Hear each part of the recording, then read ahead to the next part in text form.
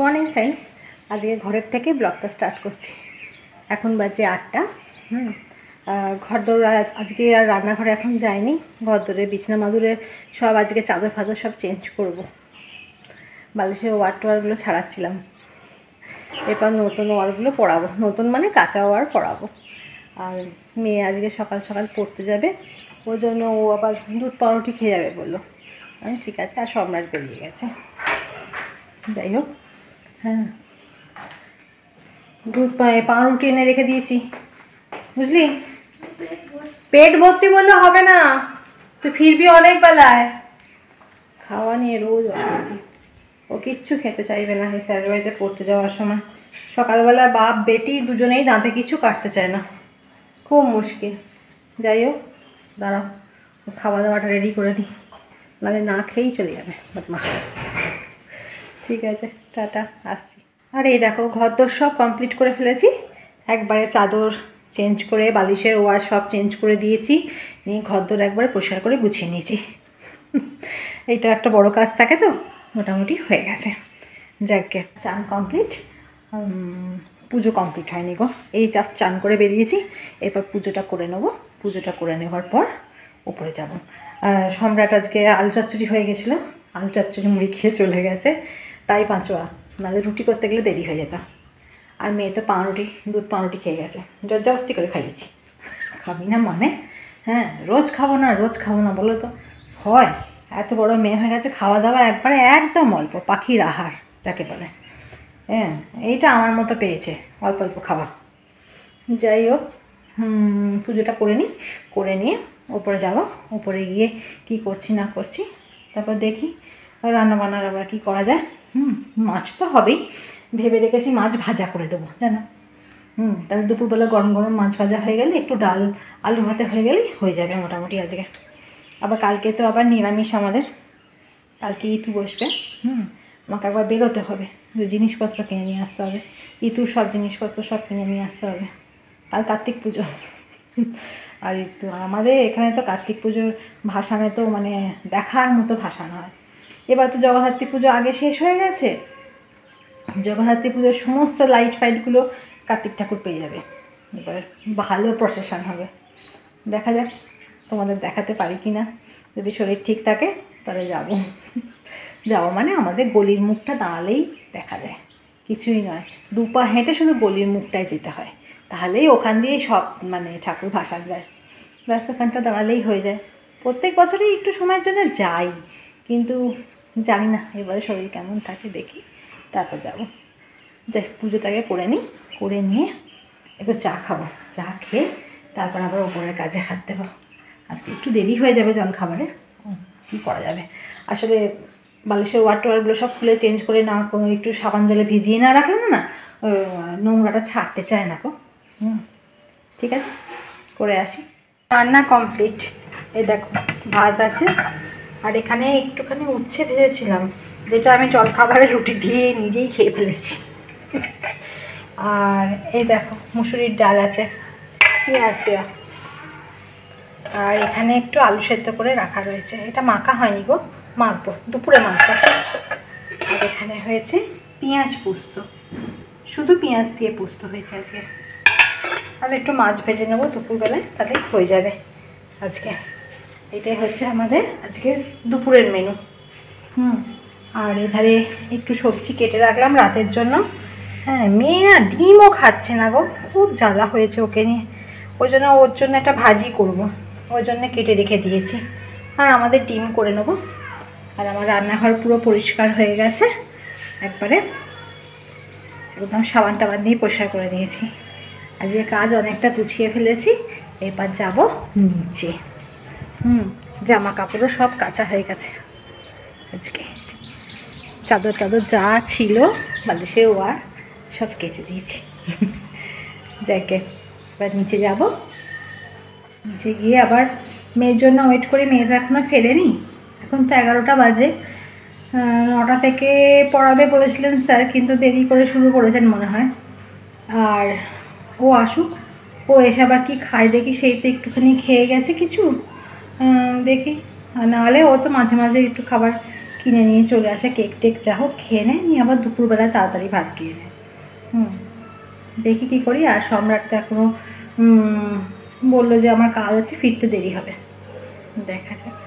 ঠিক আছে চলো নিচে গেলে আবার কথা হচ্ছে। দেখো আমার অসভ্যগুলো এখন বসে বসে পাস্তা খাচ্ছে। কটা বাজে জানো? 12টা 15। ওদের এসে খিদে পেয়ে গেল বাপ বেটির, ওই জন্য দুজনে মিলে পাস্তা খাওয়া হচ্ছে। এখন কিছু বলার আছে? ঠিক আছে। আর এই যে জামা কাপড় পরে রেডি হয়ে গেছি, আর বেরোবো একটু। ওই যে বললাম কালকে ইতু পুজো আছে, পুজোর জিনিসপত্রগুলো একটু কিনে আনতে যাবো। তার মধ্যে সম্রাটের আবার কলকাতা যাওয়া আছে, ওই জন্য খুব তাড়াতাড়ির মধ্যে আছি। আগে কিনে নিয়ে চলে আসি, চলে এসে আবার তোমাদের সঙ্গে কথা বলবো। আর আমায় দেখতে পাবে না, দেখবে লাইটটা অফ করে দিয়েছি, ওই জন্য দেখতে পাবে না, আবার এখানে দেখতে পাবে। ঠিক আছে আগে জিনিসগুলো আনি, তারপর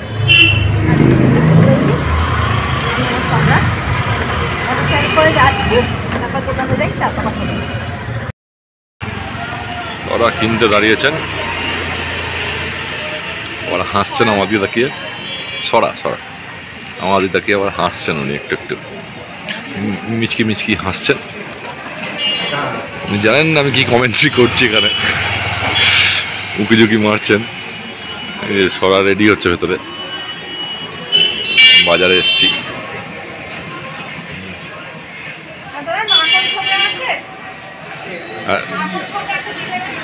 নারকেল ছোবড়াও নেবেন উনি একটুখানি, ঠিক আছে উনি নিক। এইগুলো জিনিস পাচ্ছি কিন্তু 5 কড়াই পাচ্ছি না। 5 কড়াইটা দেখতে হবে কি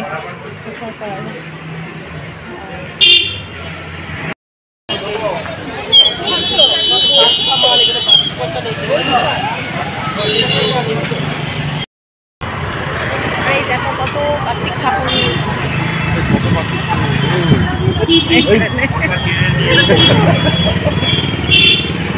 আর এখানে দেখো কত কার্তিক ঠাকুর বসেছে, কি সুন্দর লাগছে দেখো।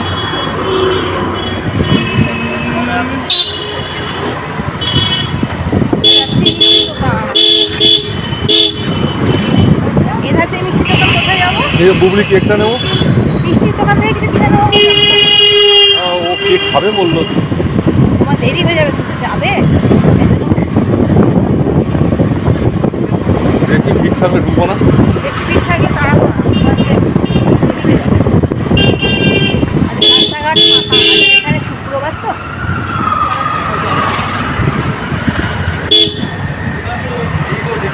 তাও কার্তিক পুজো ভালোই ভিড় আছে।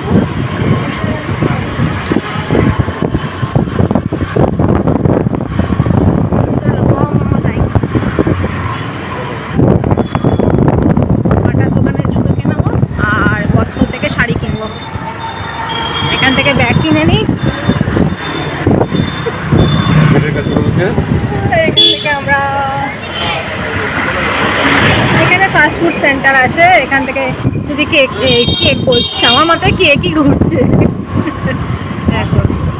আর যদি কিছু কেনা যায় তো ভালো। চলো আগে আমি একটুখানি মিও মোড়ে যাই, যদি মিও মোড়ে ফাঁকা পাই খুব ভালো, এই জন্য একটু কেক কিনে নেবো। কেক খাবে বলে বায়না করেছিল, ওর বাবা কাল থেকে বলছে চিলড্রেন্স ডে কিছু দেয়া হলো না মেয়েকে।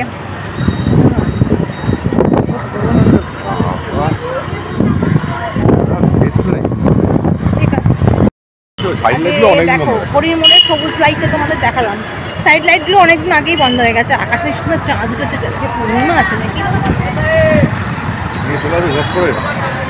কি কেক? প্রদীপ দেওয়া কেক। চলো মিও আমরে যাবো। বলছে কি কেক নেবো, কি কেক নেবো? জিনিস আছে, নোনতাগুলো ভালো। হ্যাঁ এরকম ভ্যারাইটি ব্যাপার থাকে। আর আমরা বেরিয়ে পড়েছি, বেরিয়ে পড়ে মেয়ে যে কেকটা খাবে বলছে সেই কেকটা নেই, কি করবো অন্য নিয়েছি, জানি না পছন্দ হবে কিনা। এখন আমরা যাচ্ছি ওই ফুলপুকুর ধার, মিষ্টিটা নিয়ে ব্যাস আমাকে সম্রাট সোজা বাড়িতে নামাবে আর সম্রাট বেরিয়ে যাবে। কি সুন্দর লাগছে দেখো হোটেলটা।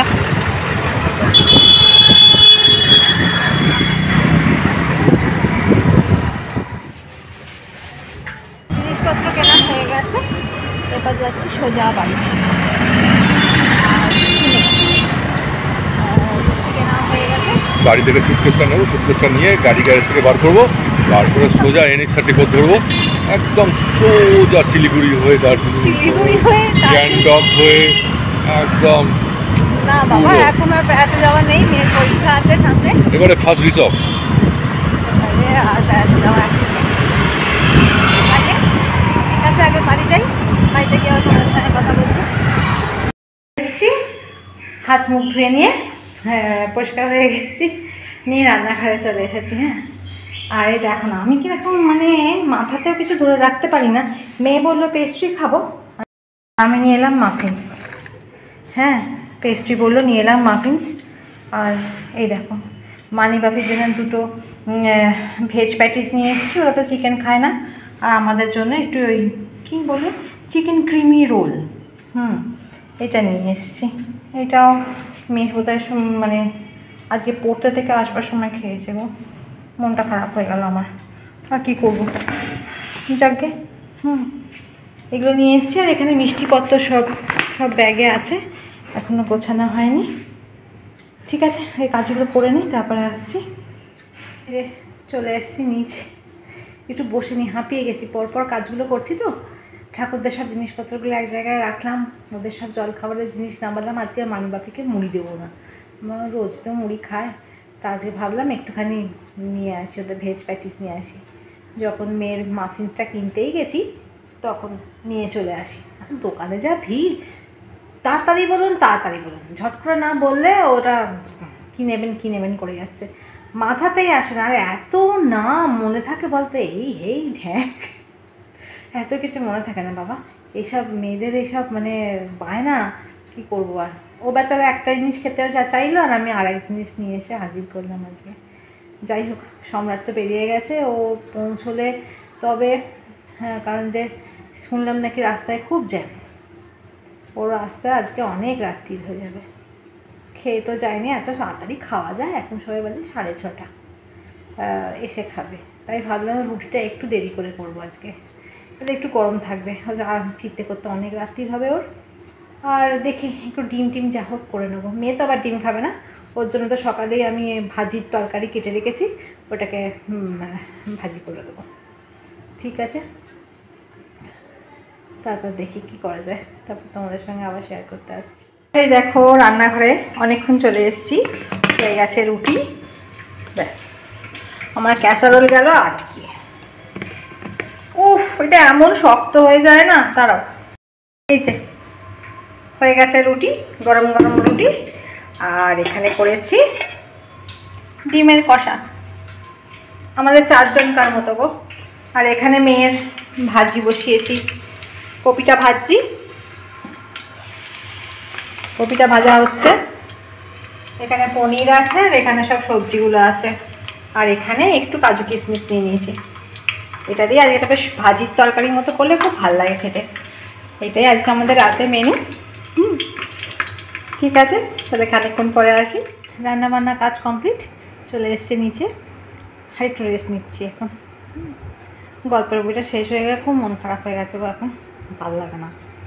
যাই হোক সম্রাটের ফিরতে তো অনেক রাত হবে, রান্নাবান্না তো ঠান্ডাই হয়ে যাবে, আস্তে আস্তে ঠান্ডাই হয়ে যাবে।